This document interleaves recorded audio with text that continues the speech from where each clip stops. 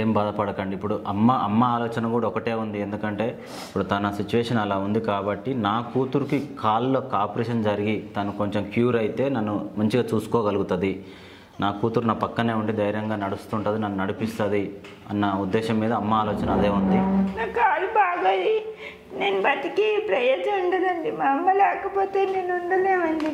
నా తల్లి నాకు తెలిసిన దగ్గర నుంచి నా తల్లి నా సర్వస్వం.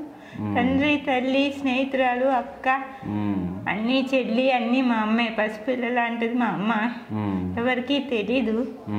మా అమ్మ నాకు తల్లే కానీ పసిపిల్ల లాంటిది, అమ్మాయికి రాలు. అందుకే మోసపోయాము చాలా మటుకు. అది హెల్త్ బాగాలేదు. నేను కాలు బాగు చేయించుకొని నా కాలు గురించి బాగుంటే నన్ను చూసుకుంటుంది అనుకుంటుంది.